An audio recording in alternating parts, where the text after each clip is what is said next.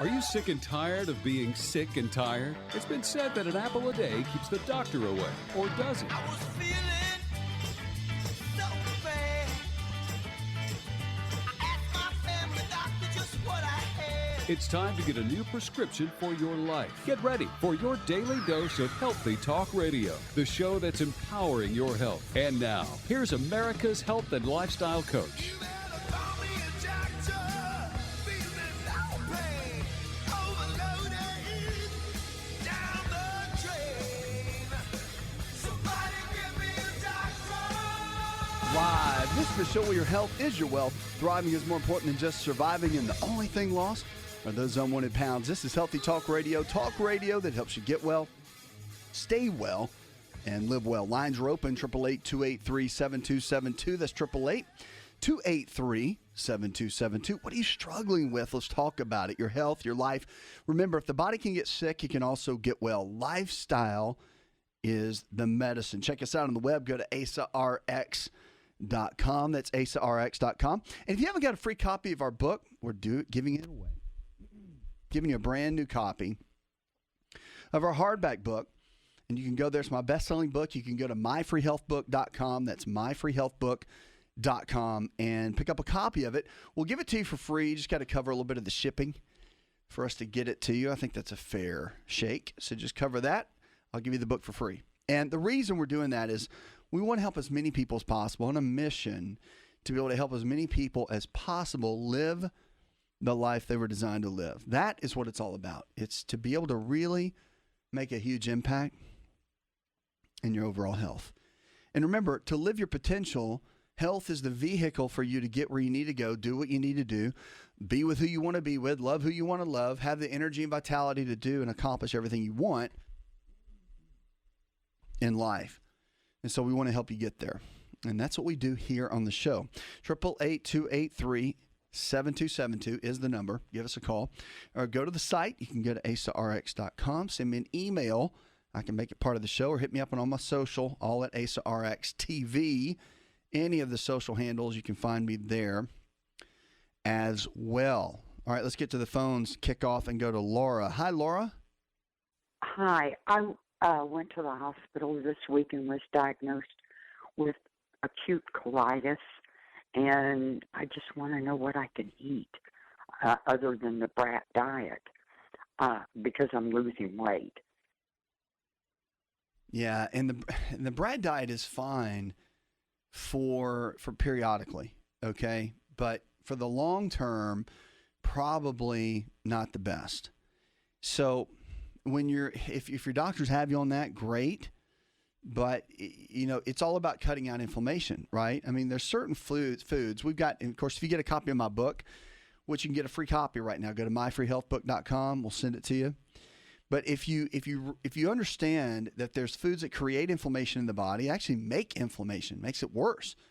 And there's foods that take inflammation out of the body. So if you can kind of realize and figure out what foods work, which ones don't, which ones you need to stay away from, all of that. When you get that down, that can make a big difference. And so the anti-inflammatory diet that's in my book is a great one to utilize. And you can compare it with the brat diet.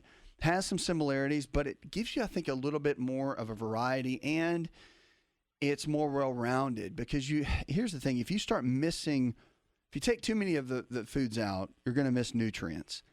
And one of the number one reasons that our bodies break down is because of nutritional deficiencies. More than anything else, that's one of the main reasons. So the nutritional deficiencies, that's the big deal.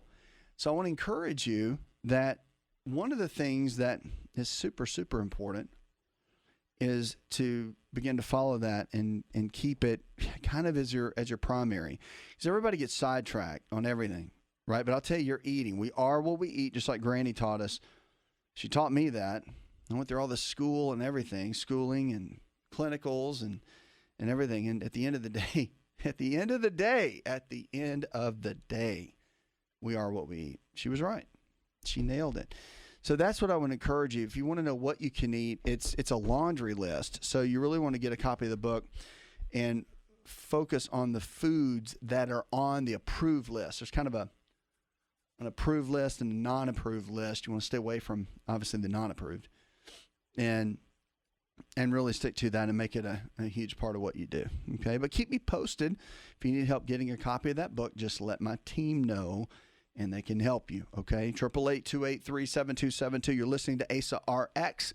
Go to asarx.com. We're here to help you live your potential. Alan in St. Louis, Missouri says, I work on my feet all day and I've noticed that my knees are beginning to hurt. What could this be? Well, the weight bearing, depending on how much you weigh, because you didn't list that in the email, but it depends on how much you weigh. It could just be the weight bearing. Could be that you have inflammation, and inflammation is a big deal. It starts in the gut, goes to other areas, okay? And if you have a lot of inflammation, that can really begin to lay the standard out of what's going on in the body. So I would first and foremost get a good idea of what that looks like, okay? That's huge. So well, here's where I'd start. Let me back up. I would start with getting your fatty acids looked at, all right, because you've got different types of fatty acids in your profile. You got 6s and 9s and 3s. You need to get a good understanding of where that is, plus trans fats, and see what's going on with that whole situation. The reason is because when your fatty acids are low, that's one of the main markers for inflammation. It'll make inflammation go up high, and the joint pain begins to happen too. Now, the other thing too is you could be low in vitamin D. Vitamin D3, when it is low, can create and mimic joint pain. And I mean joint pain where there's been no injury, right? Like you're talking about, you're just on your knees all day or on your feet all day and the knees hurt. And that can happen. Definitely can. So it's really about making sure you have the right kind of foods in the right combination, but it's also making sure that you have the right nutrients. And vitamin D is one of the super nutrients. It's actually a hormone, but we still classify it as a vitamin, and that's cool. But it regulates so much in the body. It's a big deal. So I would focus on that first and foremost. Get a blood test done, see what your vitamin D levels are, get a blood test done, figure out what your fatty acid levels are, and then build it up like a muscle, like a gas tank. You got to fill it up, build it up, and begin to keep the body where it needs to be. And that's what's going to help you get out of this situation. I mean, could it just be arthritis in the knee? Yes, but that's such a blanket term. It's like okay, well, duh, we all have arthritis, right? And it's like, duh, as my daughter would say, right? So it's true. It's true. And we just have to get to a point where really, when the nutrition is right in the body, when your fitness is right, it doesn't matter if you're 25 or 85. You can beat so much of what we deal with in our health and completely win. That's what I love about this whole thing, is that you don't have to be stuck. And a lot of people feel stuck, but you don't have to be stuck. 888-283-7272. That's 888-283-7272. If you're looking for a healthcare provider in your area, someone that believes like we do, check out our providers. You can go to the website, go to asarx.com, and you can easily find our providers there that will help you go to the next level with your health and with your life. And that's what it's all about. It is about thriving. Our Healthy University system teaches you, trains you. We have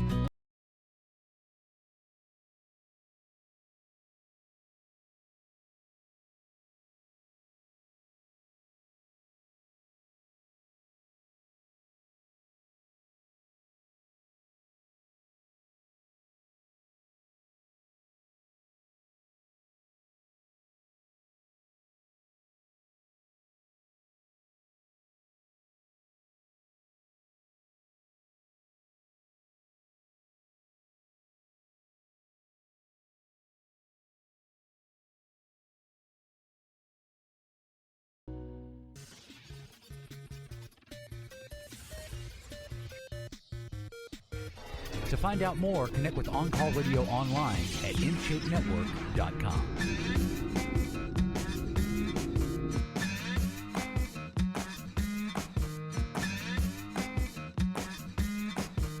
Triple 888-283-7272. That's 888-283-7272. Lines are open with questions about your health. Give us a call or go to the website and go to asarx.com. That's asarx.com. We're here for you each and every day, taking you from where you are in your current state of health to where you need to be. Because you do. You need to be in a good spot. You need to be in a place where you can thrive and not just barely make it. You need to be in a place where you can really be the best version of you. And that's what we want to help you do. So if you haven't got a free copy of my book, go to myfreehealthbook.com. We give you a copy so you can have it. And it can really help transform your life, which it does. And we've got so many testimonials and stories of people that it has. It's good information. And it's kind of your textbook for natural health and ways to live a better lifestyle. It's the things you can pick up and do in your kitchen like the minute you read it, which is why it's so cool. I wrote it that way, so it's applicable, and you can jump in and get started ASAP. All right, let's jump on the phones and get over to Anna. Hi, Anna. Welcome. I'm allergic to everything: foods, chemicals, animals, dust, everything, medicines. I have back problems, so I can't exercise. I have breathing problems, so I can't walk well. And I'm disabled and on disability. Now, let me stop you right there. So, allergic to everything, right? So you got to define everything. Being allergic to everything may not really be everything, okay? So being allergic, I get it. Being allergic is a lot of times, remember, when you're allergic seemingly to everything, the gut has got an issue all on its own. There's a massive issue in the gut that needs to be looked at. And there's an issue really more than anything with inflammation, because the gut itself, if there's all kinds of yeast and fungal issues, or if there's just an imbalance of the acidity versus the alkalinity, you can start having issues where there's excessive amount of histamine being developed by the foods you eat. And maybe they're healthy foods and maybe they're not, but the foods you're putting in your body, a lot of times are producing excessive histamine, and that's what causes the allergy type symptoms like the congestion, the runny nose, and the itchy eyes and all that. That's what creates that, is that whole situation. So you want to really look at a good, kind of in a good spot or a good space for why that happens. And it really comes down to your habits more than anything. And the good thing about that is habits may be tough to change in some ways, but also not hard to change in other ways. So that's kind of a good way to look at it and figure out that you can change and you can get better and you don't have to be stuck. You really can make a difference with where you are. It's about making the right choices and doing kind of the right thing. So I want to encourage you that you can do that. You just have to come up with a good, solid game plan to be able to pull that off. And we'll help you with that. That's what we're going to talk about. So with being allergic to that, first thing you want to do, always get with somebody and get started on a good eating plan that eliminates the foods that create inflammation. Now, like I said, the anti-inflammatory diet that's in my book is, you can simply get that at myfreehealthbook.com, myfreehealthbook.com. Get the anti-inflammatory diet there. It's in the book, but the hardback book is going to give you so much more, and it'll be a guideline to be able to help you really dig in and be able to create change for yourself. So I always recommend that you get coached and have a good provider with you that can work with you, that understands lifestyle-based care and medicine. So you need that. And our coaching team is amazing. So if you need help, our coaches are always available. And then we got providers around the country that can help you too. So it's kind of like whatever you want to do, we'll be there to help you along the way. That's where you want to start, though. That's the key. So the key is to really be able to thrive. It's about your habits. So you got to get your habits right first, okay? Now, I get the whole disability thing. I get it. It's real. And I've got so much respect for people that get into that because it's a challenge. But just remember that even though there may be some physical limitations for you, that you don't let your mind get wrapped up in the disability mindset. And what I mean by that is that you're always able, okay? You have ability. Maybe it's not what it used to be. Maybe it's not in the capacity, but you are able, and you're able to be the best version of you today. And so think of yourself at what you're able to do. Think about your ability. What ability? I had a great pastor friend of mine that said that it's in life, if you look at it a certain way, it's all about perspective, right? So he said in life, it's all in how you look at it. It's about perspective. And He said it's not about what you've lost, because I think we get into a place so many times where we sit around and we think about, well, what we've lost in every area of life, right? But it's not about what you've lost. If you focus on what you have left, maximize what you have left, and then that's the real game plan. Okay, that becomes your new normal. That becomes your new plan for today, because you've already lived life. You've lived life in certain seasons of life. Okay, great. What's this season look like? You've got a certain amount of what you have left. So maybe you have to do disability as technicality for finances or whatever, but don't let your mind wrap yourself up in that you are, and know that you are able. And you're able to be able to do exceedingly abundantly more than you could ever ask, think, or do if you'll put your mind to it. You know, one of the great things my dad taught me when I was a kid is there's a phrase he would always use, and I still have it today. I can still hear him saying it, and I've lived it out. And people say, how do you accomplish so much? How do you do so much? How have you done so much? And why is it almost that no, you don't even hear the word no? And I really don't. Like it serves me well, and sometimes it doesn't serve me well. Like I need to listen probably a little bit more, but I really don't hear the word no. Not when my mind's set on something. And it's because I really believe from a very, very early age, my dad said, you can do anything you put your mind to. Not that you put your body to, not that you put your hands to or your feet to, but anything you put your mind to, you can do it. Your mind, the power of your mind is powerful. So I want to encourage you. Yes, there's a strategy for getting out of these allergies. It's an eating strategy of elimination. And there's a whole plan about that in my book, okay, myfreehealthbook.com. But just know that you're able.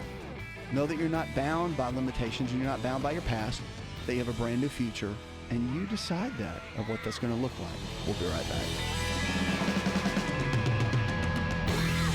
Did you know that you can listen to the Asa Rx audio experience on Spotify and Pandora? For all the ways to watch and listen, check out our show page at asarx.com/experience.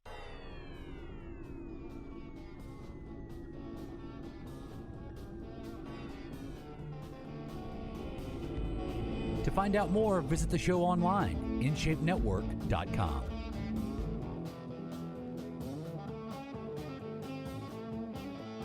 Triple 828-283-7272. That's 888-283-7272. Lines are open with questions about your health. Give us a call. Go to the website. Go to asarx.com. I'm Asa, your host, here with you each and every day. You can check us out. All the social media is at Asa Rx TV. Asa Rx TV. You can easily find us there and jump on board with everything we're doing. Instagram's where I'm the most active, but we do Facebook and Twitter, and I hang out on some of those platforms too. Spotify is really good for us. You jump in and check out our Spotify. We release new albums, as we call them, once a quarter. So check out Spotify, and you'll be able to see that and jump on board with all that we're doing. We are here to help you live your potential and become the best version of you. That's what this whole thing's about. Health is just a vehicle. Like I can sit here and help you with your health all day long and come up with ideas. I get all that. But ultimately, it's for you to live better. I mean, that's what the show's about. It's not about, should I take fish oil or a multivitamin? Although all those things are important, and I'll tell you all the strategies to have a great, healthy body. I care more about what you decide to do. I care more about your will to and your want tos. I care more about the choices that you make every single day and how that impacts your overall health and your overall life. That's what I want to see. That's what we care about here more than anything. 888-283-7272. That's 888-283-7272. Give us a call or go to the website. Go to asarx.com. All right, let's jump in and talk to Terry. Hi, Terry. Well, I'm doing a blood type diet where you eat according to your blood type, and it says under every blood type that coconut's not good for us under any blood type.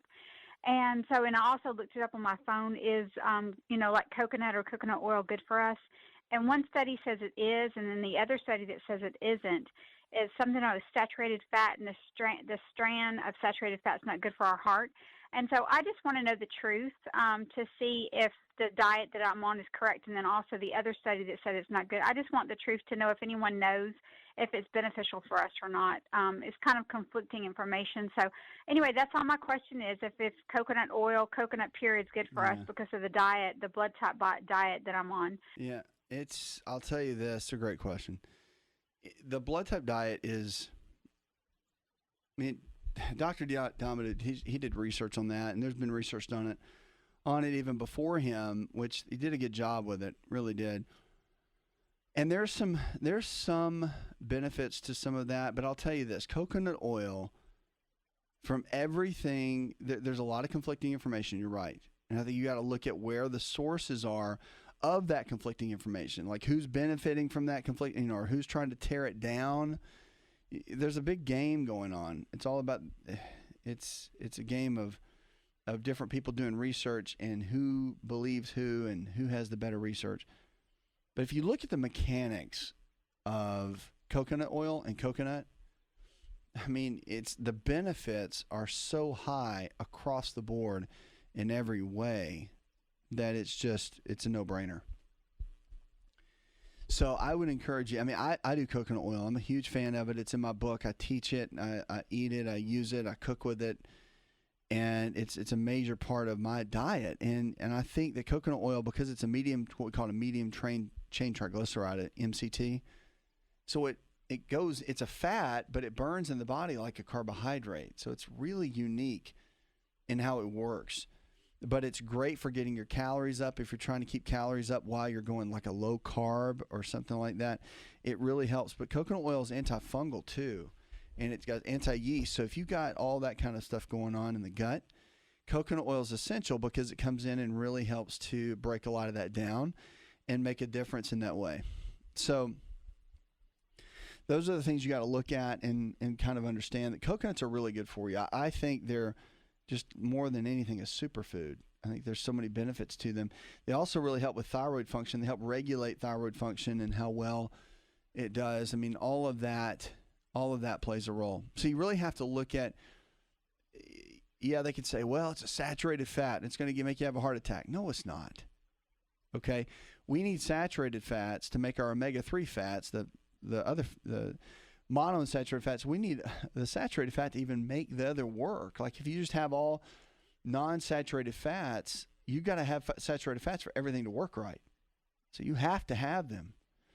So I'm a big fan. I think it's beneficial, and I think it works really well to help restore the body in a lot of ways. Okay, I hope that helps. And again, I talk a lot about that in my book, and you can pick up a hard copy of my book. Just go to myfreehealthbook.com. That's myfreehealthbook.com. You can find it there, and I think it'll be an encouragement to you. It's free. We send it to you. You just got to cover the shipping, okay? So do that, and I think that'll be a good place for you to start because it really does the coconut oil, I think, is extremely beneficial. 20 addictive foods. We're going to go through those. You think you're hooked? You think you're addicted to food? Most people don't.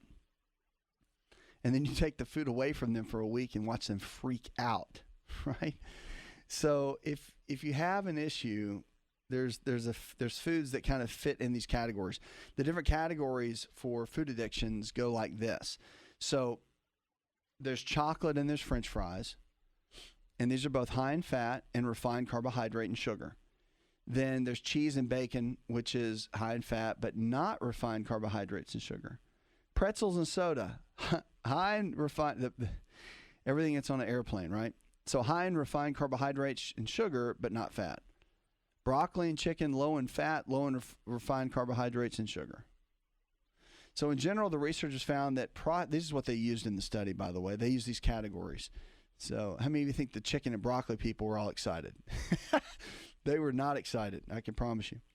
So in general, the researchers found that processed foods high in fat and having high glycemic load were the most frequently associated with the addictive eating behaviors. And the glycemic load measures how quickly a standard serving of a particular food will spike your blood sugar. There was an interesting exception, they said.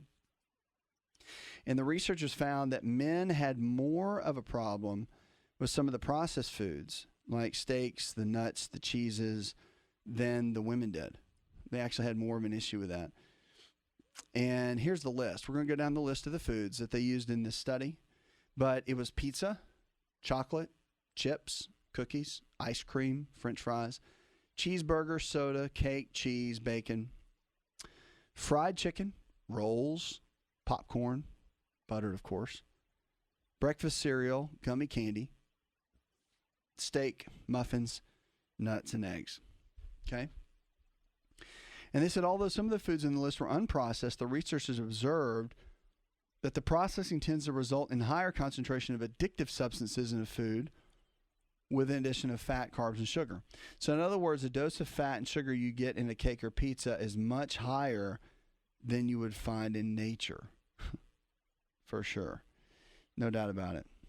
So these are some of the most addictive foods they have, and I'll have this list on the website if you want to go to asarx.com and go into our blog section, and you'll be able to see that. We've got all these health articles there that we put out every week, and you can go there and find it, and then, of course, get everything you need. Find whatever you need. That's where all the articles, and that's where everything is that can really help you along the way. So I want to encourage you to go check that out. Okay? Big deal when it comes to food addiction. And we're seeing it more and more than ever. Food addictions are a big deal. Food addictions play a big role. Food addictions are really the biggest challenge, I think, because we talk about drugs and alcohol and cigarettes, but I think food's the greatest addiction. Because once everybody gets off the other ones, what do they turn to? They turn to food. Nobody turns to like fitness for the most part to get all amped up and be addicted, right? I mean, I'm probably addicted to fitness. I work out 6 days a week, sometimes 2 and 3 times a day. Is that an addiction? I don't know. I just feel good. And I got to teach you guys this stuff, so I have to be the ultimate. Like, I have to be the guy doing all that, right? So that's a big key. But I would encourage you, though, look at what's an addiction, what's not, and really start working on your habits, because your habits are going to make the biggest difference overall. 888-283-7272. That's 888-283-7272. 888-283-7272. That's 888-283-7272. Let's get over to Virginia. Hi, Virginia. Virginia, you with us? I have a problem with bloating and gas. Can you tell me something natural that I can do for that situation? I don't know what's causing the gas and the bloating. It's a great question. It really is, because bloating is something that I think so many people struggle with. And it sounds so simple. You're like, well, I just feel so bloated. A lot of people are bloated. Like, bloating is like, it should be considered a health challenge. It really is. So what happens is the gut, the bacteria in the gut gets out of balance. And so you can build up things like yeast or fungal issues or heavy metals. You can build up those kind of things. Heavy metals, a lot of times not so much, but the yeast and fungal issues for sure. And then if the bacteria gets out of balance, that's where everything really starts to kick in. So probiotics, at least 30 billion, maybe 40 billion in per capsule. Digestive enzymes are really good. Hydrochloric acid, which you can help stimulate with apple cider vinegar, because sometimes the bloating is your body not being able to break down proteins very well. And the apple cider vinegar is a great way to do that. So I just want to encourage you, you have to get your diet right. So get a copy of my book, myfreehealthbook.com. It's free. Go to myfreehealthbook.com. And the anti-inflammatory diet is in there, and it will be a real blessing to you. Okay? Keep me posted how it goes. This is Asa Rx.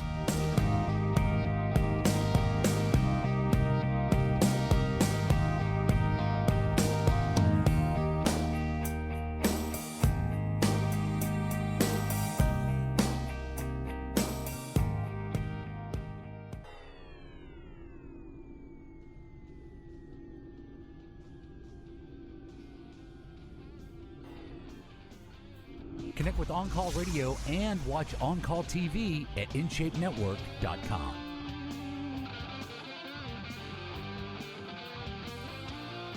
Triple 828-37272. That's 888-283-7272. Lines are open with questions about your health. Give us a call or go to the website.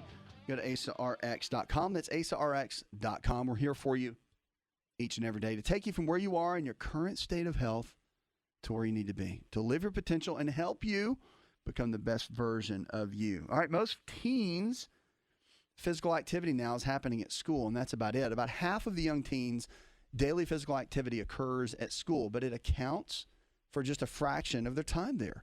So we knew that schools were a major source of physical activity for kids, but we were surprised that kids spent only 4.8% of their time at school physically active.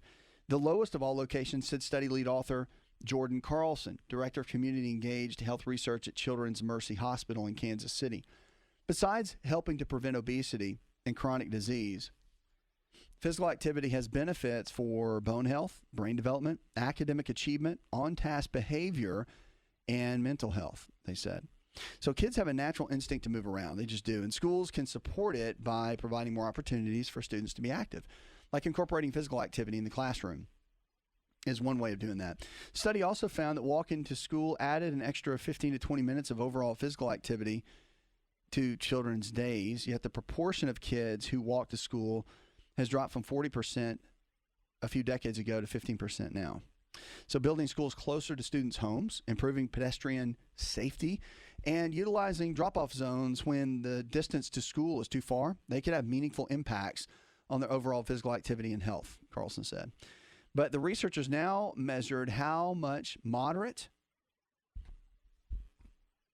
to vigorous physical activity nearly 550 teens received daily by outfitting them with a GPS tracker and an accelerometer for an average of 7 days. The group of teens ranged from 12 to 16 and was diverse in terms of gender.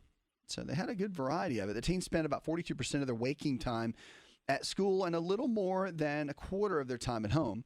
They also spent about 13% of their time in their neighborhoods and 14% of their time elsewhere. So overall, the study found that they spend an average of 39 minutes a day engaged in moderate to vigorous physical activity, significantly less than the 60 minutes recommended for healthy development and obesity prevention.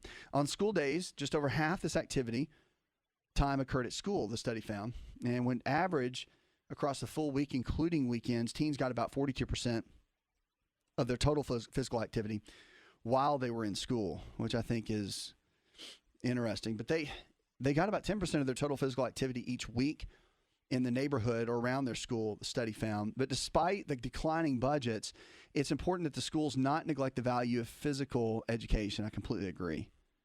It's a big deal, and I don't think we tackle it enough and put enough importance on it, but it's a really, really big deal. And the most important implication coming out of the study was that as a society, including parents and educators, healthcare providers, and government officials, we need to do more to promote a healthy, active lifestyle among the at-risk adolescents. That's really the biggest deal. So studies are showing that kids learn better when they have time for physical activity. I totally agree. Like back in the day, I would never want to think that I'm getting to the point where I would ever say back in the day, because it feels like yesterday, right? But we were like so active. Now I know we didn't have the devices. I mean, even the video games were pretty like compared to what's now, like it looked like a piece of popcorn bouncing around on the TV screen. Like it's awful, but we thought it was cool. And they started to get better, you know, but it wasn't enough to keep our attention. I think now everything is so awesome that everything's fighting for your attention. Everything, TV, podcast, the internet for sure. And things are so advanced, and I think kids get into what they get into, but the last thing a lot of kids want to do is just go out and play and run around. Like that day has really changed a lot. Where, I mean, it was pulling teeth to get me to come in. Like literally my mother would be out in the neighborhood playing. She'd have to I'd be like clawing not to go inside even to eat dinner. I just wanted to stay out and play nonstop until it was dark and I was still wanting to play. So physically active is something that I've always been, and I really enjoy it. And especially after sitting at school all day, I was like, let me, I got to go. So I just hope we find ways to help kids get more active and be more physically active, because childhood obesity is going up through the roof. And it really, it's like 1 out of 3 of our young people under the age of 11 has type 2 diabetes. Like, that's crazy. Think about that. 1 out of 3. It's crazy, but it's the truth. And I think we need to do something about it. I think we need to deep dive in. We need to make something happen.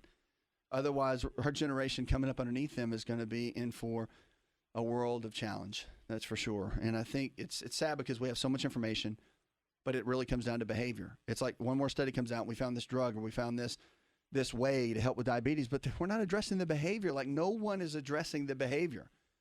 Like, you think it's genetics, or do you think it's the broken home that child comes from, or do you think that it's the fact that their food sources are not that great, or it's the fact that there's no one in the house to cook for them, they're eating out of boxes all the time with junk food because both parents are working?